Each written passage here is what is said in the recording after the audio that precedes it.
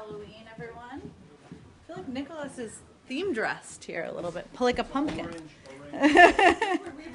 And a pumpkin in the front. All right. Well.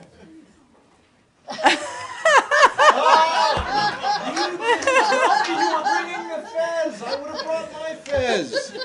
I'm not taking it off. I'm hurt. That is excellent. I'm going to try to remain as serious as humanly possible for the remainder of the briefing. This is the half Sydney Green Street in honor of the Secretary's upcoming trip to Morocco.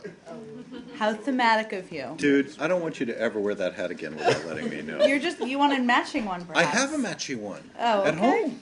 For next year. Until then. Either side. I have two items for all of you at the top. You all should have seen the trip announcement we put out this morning. Let me just give a few highlights of that. The Secretary of State will travel to Riyadh, Warsaw, Jerusalem, Bethlehem, Amman, Abu Dhabi, Algiers, and Rabat from November 3rd to November 11th. In Riyadh, Secretary Kerry will meet with King Abdullah to discuss a wide range of bilateral and regional issues. He will reaffirm the strategic nature of the U.S.-Saudi relationship, given the importance of the work between our two countries on shared challenges and the leadership Saudi Arabia provides for the region. In Warsaw, Secretary Kerry will meet with senior Polish officials to discuss our close defense alliance and partnership with Poland across a range of global issues, as well as Poland's key contributions on democracy promotion and in enhancing NATO capabilities. He will also meet with representatives of U.S. and Polish businesses and young innovators, highlighting our strong economic ties and mutual commitment to transatlantic prosperity. In Jerusalem and Bethlehem, he will meet with senior Israeli and Palestinian officials to discuss the ongoing final status negotiations, as well as other regional issues of mutual concern. He will also discuss issues related to Iran with Israeli officials. In Amman, he will meet with senior Jordanian officials to discuss a wide range of bilateral and regional issues, as part of our close coordination on key issues. In Abu Dhabi, we're still moving through the trip here. He will meet with senior Emirati officials to continue our close coordination. This visit will provide the leaders the opportunity to discuss the important role the UAE plays in promoting stability and prosperity in the Middle East. In Algiers, Secretary Kerry will meet with senior Algerian officials and co-chair the U.S.-Algeria Strategic Dialogue with Algerian Foreign Minister Lamamra.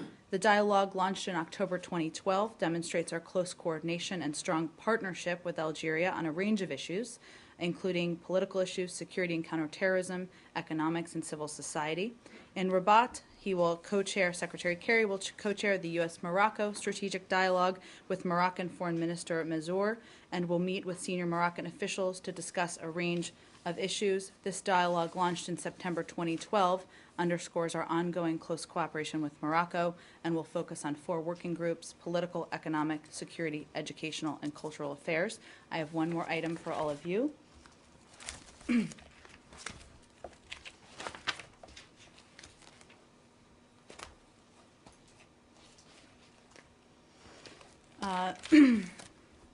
We would like to applaud the OPCW, the United Nations, and the Joint Mission staff for their unprecedented work to date on behalf of the international community in working toward the elimination of Syria's chemical weapons program. Today, the OPCW, as many of you may have seen, announced that it has verified that Syria's declared critical production, mixing, and filling equipment has been rendered inoperable. Rendering this equipment inoperable is an important step in ensuring that chemical weapons are never used again by the Assad regime against the Syrian people. While important progress has been made, this will be a long and complex process. Syria's obligations are clear, and it will need to fully comply with the requirements established by the UNSCR and the OPCW Executive Council's decision. We continue to review and assess the completeness and accuracy of Syria's declaration to the OPCW, which is more than 700 pages. However, in accordance with OPCW regulations, Syria's declaration, as we mentioned the other day, is confidential. One other point to highlight for all of you, if it's not out already, there'll be a statement from the Secretary on this coming out shortly as well. So, Jen, as the Secretary prepares for his trip to several formerly Fez-wearing countries, yes, I'm wondering how mindful he is of the tensions and the strains in relation You can keep a straight face. I'm just looking at kind of the long flowing ribbon on the side. How Tassel, sorry. Thank how you. mindful is the Secretary of the tensions and strains in the relationships between the United States and the Saudis, between the United States and the Europeans, and between the United States and the Israelis, at least as it relates to the rapprochement or the tentative outreach to Iran? Well, there are a couple of questions in there, but the Secretary overall believes that rolling up his sleeves and having personal diplomacy is the way that we should continue to approach either issues we work together on, global challenges, or issues where there may be concerns as it relates to the intel gathering reports.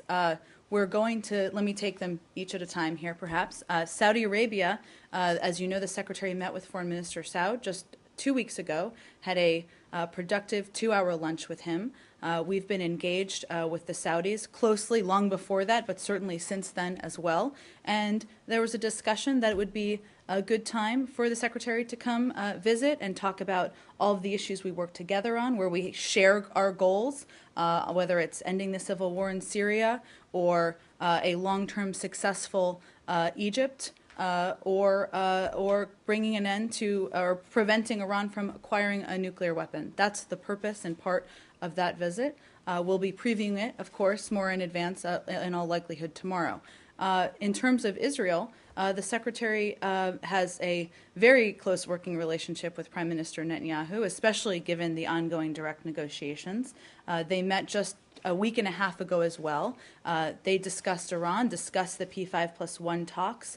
We expect, as I mentioned, and was in our trip announcement, that they'll continue to discuss that, especially given the return to Geneva next week. The Secretary is open and willing to talk about what our goals and our bottom line is, and he looks forward to doing that, as well as discussing direct negotiations. As is evidenced by the fact that we've had multiple delegations, most of them were pre-planned from Europe here, we're also open and willing to have conversations about the issues that are of concern to them as we work to continue to make progress on issues like TTIP and all of the other global issues we work with Europe on. Hi. Can I ask another one about the trip? Sure. Why is, two actually, why is the Secretary not going to Tunisia, which is a country that historically, at least, when Secretaries of State have gone to Morocco and Algeria, not always, but they tend to also go to Tunisia. So why skip Tunisia? Every time we make a trip, we schedule a trip, we balance many, many priorities. I don't think it's anything against our desires to go visit. He has to be back early the following week, so we have a timeline of when we need to return, and so that's part of our limitations. And he had mentioned the possibility of going to Egypt the other day. Why not Egypt now? I don't have any other stops to announce. Obviously, he has talked about his desire to go there. That hasn't changed, but I don't have anything else to announce on the trip. The reason I ask is that, you know, Tunisia is obviously the country where the democratic revolutions Sure, began. and he talks about that quite frequently, absolutely. Sure, but then the question is, well, why not actually go there and talk to them about how they're doing in their evolution, and similarly, why not do the same with Egypt, which I don't think he's been to since March. That's right, and he certainly is eager, as he said on Monday, to visit Egypt. He's also eager to visit Tunisia. He just has to balance a range of priorities and global issues, and that's always an effort we undergo. And as is evidenced by his travel schedule, he is always happy to be on the road and paying visits, so I'm sure we will have more in the coming months. Those are both formerly Fez-wearing countries, by the way. Okay, I'm glad we're thematic. Only Fez-wearing country questions today. Actually, Poland is not a Okay, Fez-wearing country. that's okay. We can go. But that I know of. There could be a few sects there that wear them, I guess. I don't know. Shriners are everywhere. But I wanted to ask why Poland? This is a trip that's obviously geared much more towards the Middle East and a lot of the conflicts and issues that are happening around there. What's a particular focus in Poland? I know you mentioned that he's going to have talks, but is there a particular reason why now at this time to go to Poland? He's been interested in going for some time and interested in spending more time in the region. As you know, there are NATO meetings coming up in the coming months. That they're an important NATO ally. There isn't anything particular about this specific date or anything like that, if that's what you're asking. Just it was a trip he's been interested in making and something we've been planning for some time. On Saudi Arabia, how much of this is also an effort by the Secretary to understand the comments by the Saudis that appeared quite damaging to the US, that they did not intend to work as closely with the US? So how much of that is also trying to mend those bridges if they are to be mended? Well, I certainly would never venture to speak for them, but just a contextual reminder, those comments were not from the Saudi government writ large. It was from one or two officials. Since then, the Secretary has also met with Foreign Minister Saud. He's had discussions with him, and certainly he has a desire anytime there's concerns addressed, but even when there's policy disagreements, to have that discussion. Saudi Arabia is an enormously important partner on issues like Syria. And it's important to the Secretary that as we look to see if there's a path forward with diplomacy in Iran, that we have that conversation with them. And so that was a part of his effort and the reason for the visit. Because the readout, Marie said that was not discussed between Kerry. It was not discussed, but I was only contextually. He's had meetings. He had a meeting with the foreign minister since many of those comments were made. So, the point I was making is that we've had an ongoing dialogue, and of course, the meeting with King Abdullah is the centerpiece, of course, of the visit to Saudi Arabia. Have the Saudis been expressing to you some disquiet at all about the United States outreach to Iran? I wouldn't characterize it that way. There's a shared concern around the world about Iran acquiring a nuclear weapon and ensuring that the P5+1, which we are, of course, a member of, is going into this eyes wide open and discussions eyes wide open. And certainly that's something we are assuring them of. And part of our efforts, in addition to consulting with Congress, is, of course, consulting with our allies and friends around the world and explaining to them that that no deal is better than a bad deal, that we have certain expectations and requirements, and making sure that our bottom line, that we will not allow them to acquire a nuclear weapon, remains.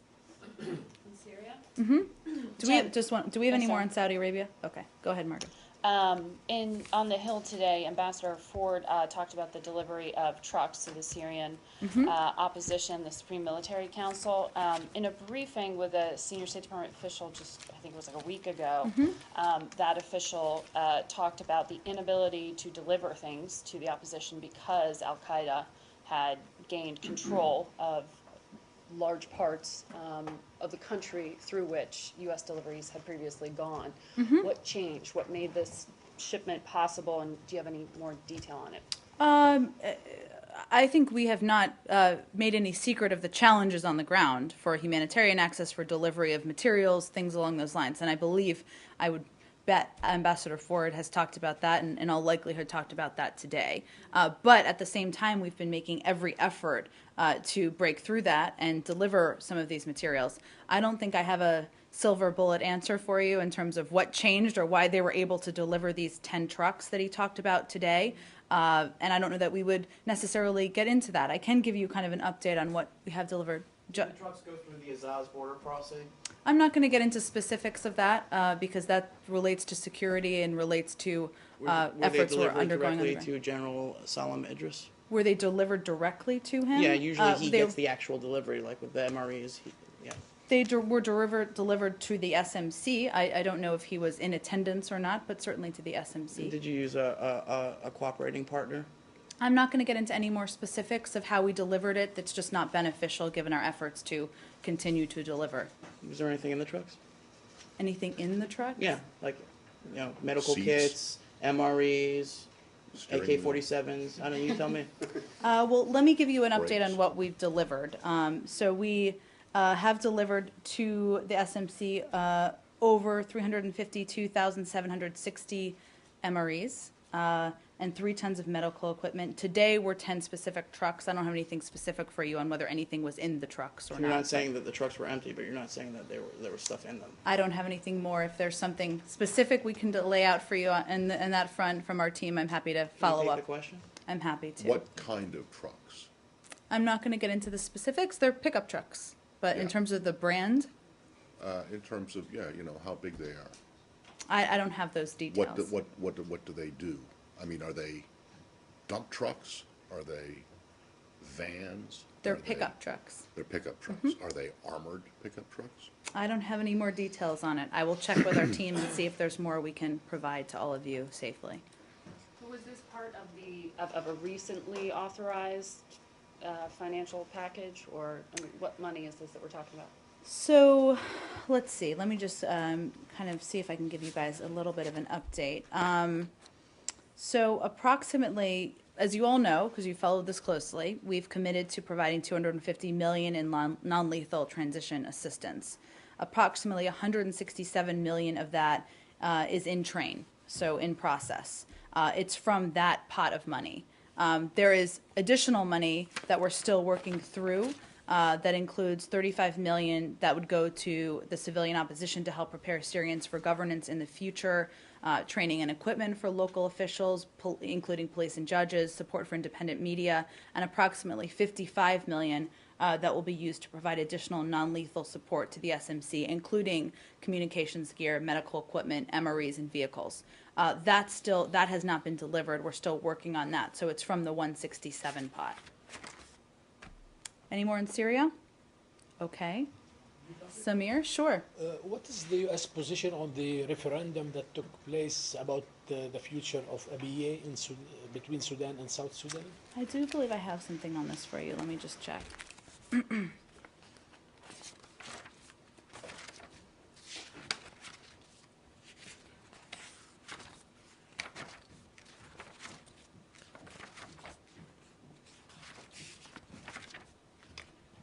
Thanks for your patience, Samir.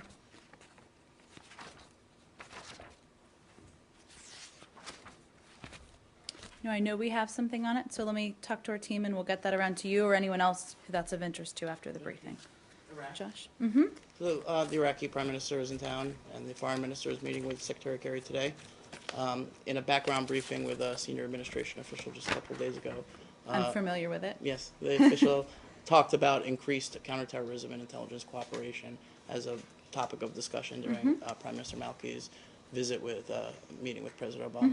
Can you talk about how the State Department sees that shaping up? What are we willing to provide? What does that mean? Does it include U.S. personnel going back to Iraq? Does that include signals? Or I'm not to get into intelligence, but what is the overall broad idea of this idea of increased counterterrorism cooperation to fight the joint threat of Al-Qaeda in Iraq and ISIS? Sure. Well, obviously there was an op-ed, of course, by Maliki, and there have been a lot of discussion of this for good reason since they're in town. The meeting with Zabari, I think, started at 1 o'clock. We'll have a readout of that for all of you in terms of what was discussed following the briefing, so later this afternoon. As you also know, the President's meeting with Prime Minister Maliki tomorrow, and I expect the thrust of the conversation about these issues and ongoing counterterrorism cooperation, their requests for assistance and aid, will happen there. So I'll let them read out what will happen there.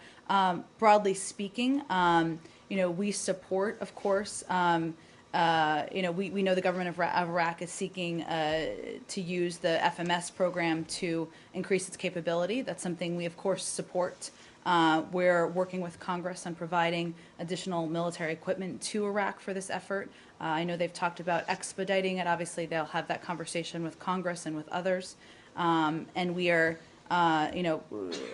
continue to work on that to get it as quickly as possible there. And in terms of broadly speaking on counterterrorism cooperation, which I know is sort of your question, I think, we believe that, targeted foreign assistance of this kind is beneficial to the United States. It helps cement our relationship, our engagement, and an enduring partnership in Iraq. We think it needs to continue, of course. And so that's will be a thrust of the conversation. I expect they'll have more to say after the meeting tomorrow. Great. And just one more. At the U.S. Institute of Peace this morning, Prime Minister Maliki indicated that he may run for a third term as president. Previously, he had promised not to run as a third term as president. What is the State Department's view on whether or not that represents, a progress in Iraq's path towards, a pluralistic democracy and Maliki's adherence to the rule of law? I have not seen that. I did not closely watch his visit to the United States Institute of Peace, though I'm sure it was productive. I will circle back and see if we have more to say on that for you, Josh. Can we go to Asia? To Asia? Sure. Do we have any more on Iraq? Okay. Asia? Well, in China, there was an alleged suicide car attack in Tiananmen Square. And even the Chinese state, and some Uyghur people, face-wearing people, I suppose, has been arrested. And even the Chinese state-owned papers are saying that Uyghur people in China have to expect some difficulties in body check in the airport or something like that. And our colleagues are starting to report that some Uyghur peoples are rejected from the hotels or kicked out from the apartment, raising human rights concerns. Are you aware of that? We're certainly monitoring the situation closely. I know that there is an investigation about the incident going on the ground. We certainly support that. But beyond that, I don't have any specific, anything specific here to add to the reports on the ground. One follow-up. Okay. I used to be a China correspondent. They often claim that when they explain the conflict with the Uyghur people, they say that this is a shared value and goal with the United States to confront with the terrorist war against terror or fight against Muslim extremists. Is this correct? Well, as you know, I don't think I'd characterize our position as exactly the same as that. We believe, of course, in human rights across the board. That certainly applies to the Uyghur community, and that's something that we communicate regularly. Do you know if up to now, this point, dozens of tourists were injured? Do you know at this point any of American tourist bystanders were hurt? I'm not aware of any at this point. Obviously, they're still looking into it on the ground, but not that I have heard of. How would you characterize these incidents? How would we characterize it? Well, obviously it's a tragedy whenever 5 people are killed, dozens of injuries occur. I know the Chinese authorities are looking into it, and we'll leave it to them to characterize, and as we receive more information, we'll look into that as well. The Chinese Security Department already announced this is, the terrorist attack. Does the United States government, communicating is now communicating to the Chinese government on these issues? We're monitoring closely. I'm certain on the ground we are in touch. We're still evaluating and reviewing the reports, and beyond that, I don't have any more for you on the incident. So it's correct that you have not determined yet, to your own satisfaction, whether this was in fact a terrorist attack, an attempted terrorist attack or not. As you know, lots of things happens in Xinjiang province. Every time the Chinese security department announced this by terrorism attack, Uyghur extremists.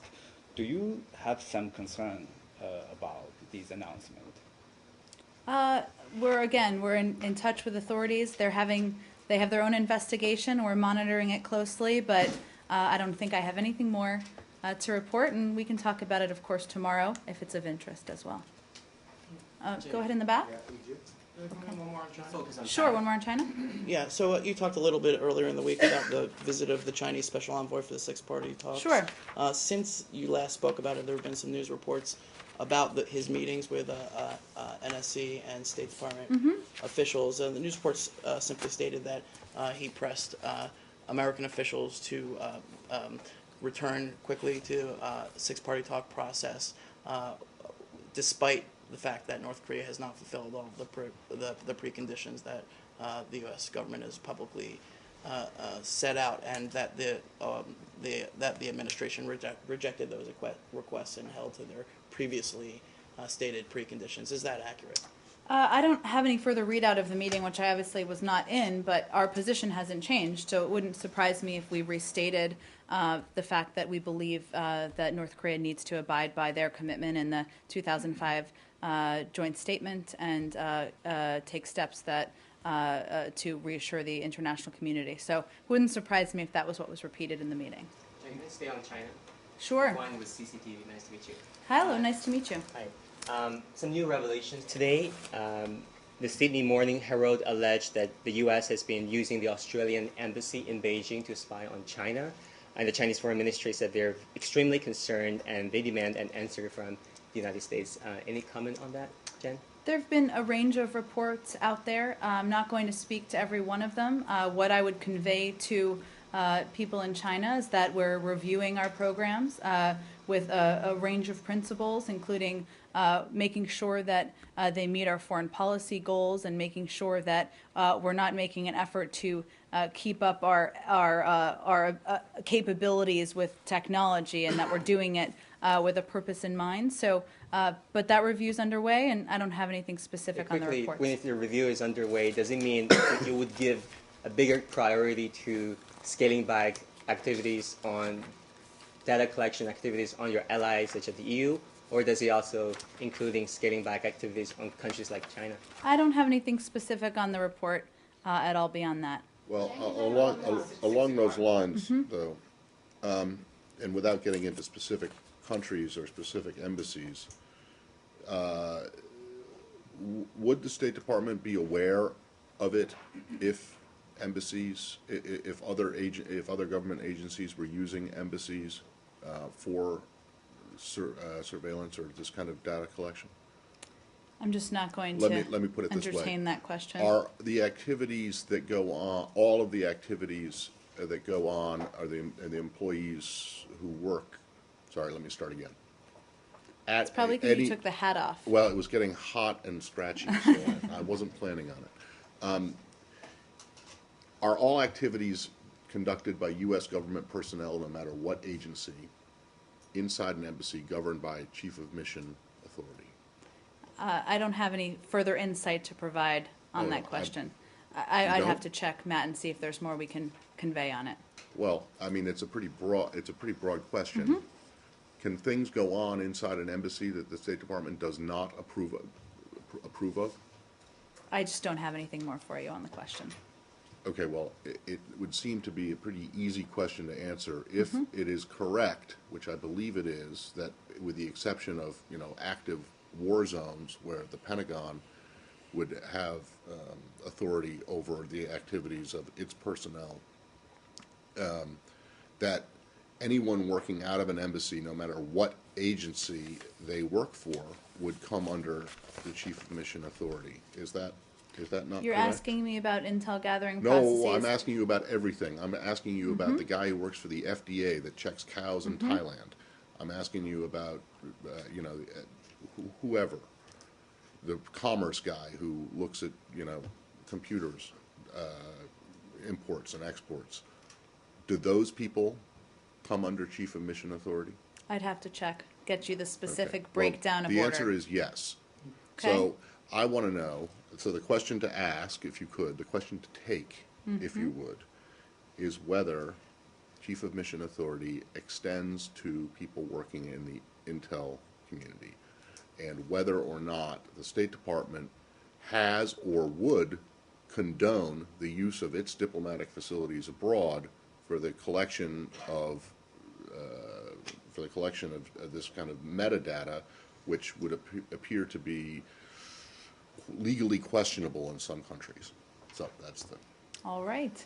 Jen, could I have one more on China? Sure. A Chinese video with hardline PLA background accused the United States using several strategies, including cultural exports, brainwashing rising young Chinese political stars, and training pro-American activists, as well as male-to-male exchanges to weaken China and to disrupt China.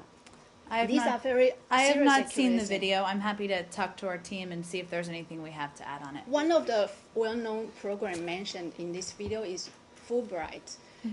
What is the impact on the exchange program between I'm not US going and to China? speculate on a video that I haven't seen, but I will talk to our team and see if there's anything more to add. Go ahead. First, Egypt, do you have a chance to check with the team about what's your standing for the regarding the Morsi, former President Morsi trial on November 4th? Oh, I don't have anything new for you on that. I apologize. I haven't had a chance to talk to them about it, but I will venture to do that. Okay. The second question is related. You know to our position, broadly speaking, about arbitrary arrests and the need to put a process in place for his Yeah, release. I'm trying so that to has figure not out changed. exactly. I mean, the position about the arrest.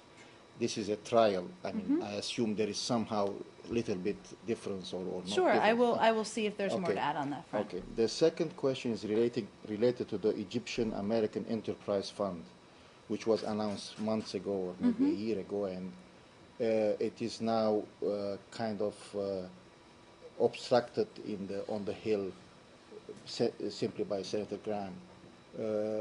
What is your situation? Are you discussing with? Because the reason I'm asking, it was not raised in the hearing the other day, and I don't know what is the process of what's going on regarding this. What's the status?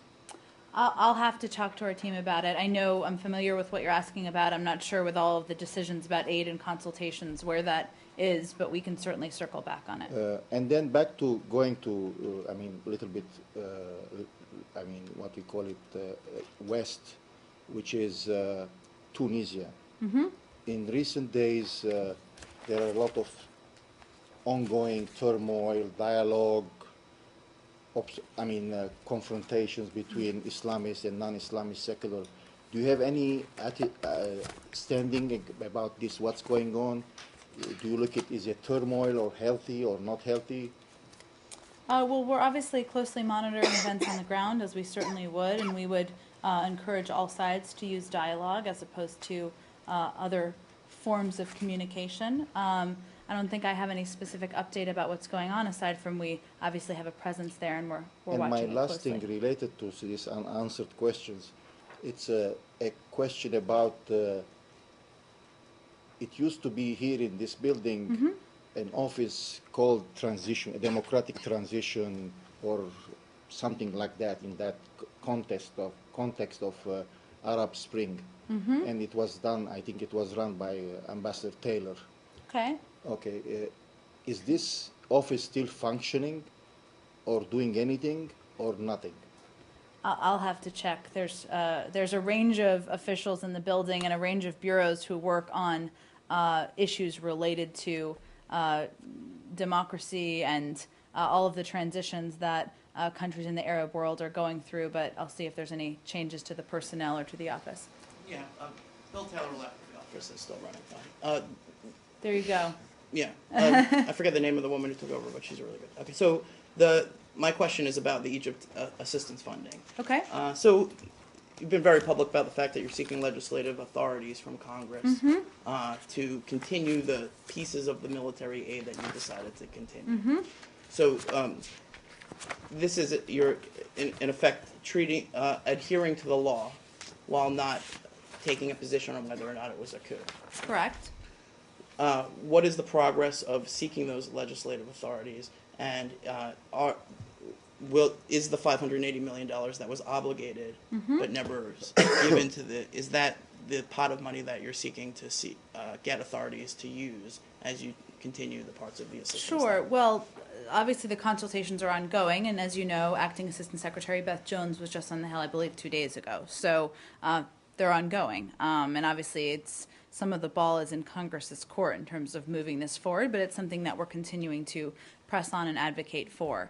The 585 or 584 is 2013 funding. I believe that's right. I'll have to just double check and make sure it's not an additional pool beyond that. So is that the funding that you're looking to spend?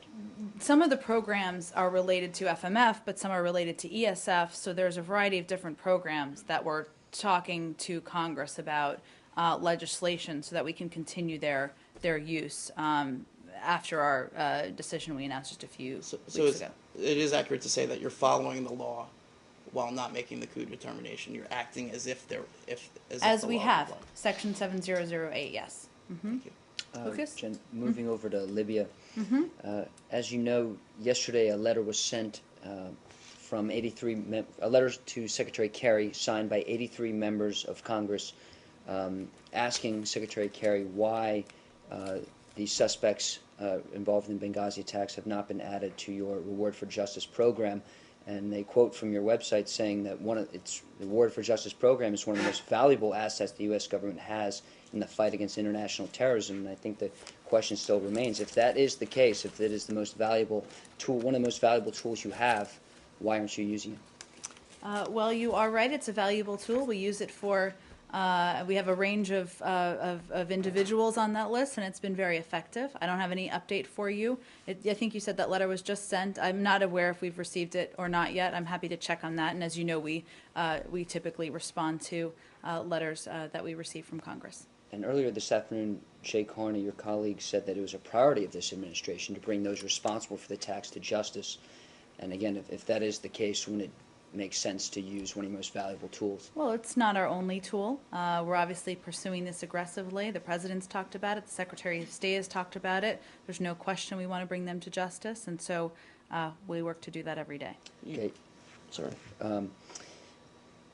Have you, since we first had this discussion a week ago, considered adding these There's suspects? no update since yesterday. Can you take that question if you have considered? I will look into whether there's more to share with you. I'm It's just happy a to yes do or no that. question. I mean, have you considered adding the suspects to your Award for Justice program? I will see if there's more to share. I think it's unlikely. Did you have a question on this too, Josh? Sure. Sorry, you think it was unlikely That they we were would have more considered, or to that you share had on more? this topic Well, at this I mean, point. I know you're smiling a little bit, but I mean, this is clearly, I mean, it's a serious attack. An ambassador and 3 Americans were killed. Lucas, I'm not questioning that in any way, shape, or form. I think of all people, of all buildings, this building was impacted personally and deeply. And it's a day where 4 people died, but also it shook many, many people who are in the Foreign Service and Civil Service and have served this building. And we've undertaken efforts since then, which the Secretary Kerry has continued after Secretary Clinton to better fortify, better strengthen our embassies around the world. But there's been some games that have been played around this, and we think the focus should be on that and nothing else. Now, those are very defensive measures, but with a country where a third of the people live at or below the national poverty line, wouldn't it make sense to offer a little bit of reward for information that could lead not just to the capture of those responsible for the attacks, but prevent possibly future attacks? There are a range of tools in our toolbox. I don't have anything new to add to you today. Did you have another? Yeah, Josh, just on- quickly on this. Does the administration believe that they have the proper authorities to kill or capture these suspects as they did recently in Tripoli with Mr. al-Libi? Well, it's being run, as you know, by the FBI, so I don't have anything from here. I would point you to them on that question. And was there any follow-up to, there was a rumor, it was reported that not just al-Libi, but there was going to be, you were going to make a move on some of the Benghazi suspects. Is there any more to add to that story? I don't have any. I would refer you to the FBI. I was wondering if I could get your reaction to 2 things. The first, the announcement that Israel is going to build 1,500 new settlements in East Jerusalem, as well as the PA's reaction that it was seriously studying filing immediate complaints against Israel with international courts. I talked about this yesterday, so I'd point you to my comments from yesterday on this specific question. All right, one in the back here. Can you give us a readout of Secretary Kerry's meeting with IAEA Director Yukiya Amano? I will venture to get that. I'd certainly understand the interest, so let me see what we can provide on that front, and we can send that around to all of you. Thank you. Okay, thanks everyone. No, you're not getting away without my question. Go ahead, Matt. How is the review of the Amnesty International drone report? It's ongoing, Matt. No update So for you. since I'm going to be away, as are you, are you suggesting, are you predicting that the review will be completed and you will have something to say about it in my absence? I'm not making that prediction. Do you think that at any time in the next week or so, this review might be completed? I don't have any prediction for you. All I promised you is yesterday that it will be given to Reuters as an exclusive. One more. Why is it unlikely that the suspects would be added to the Word for Justice program? I said it's unlikely I will have an update Oh, for you. I wasn't implying that it was unlikely along those lines. Thank you for your clarification. Thanks, everyone. Happy Halloween and trick-or-treating.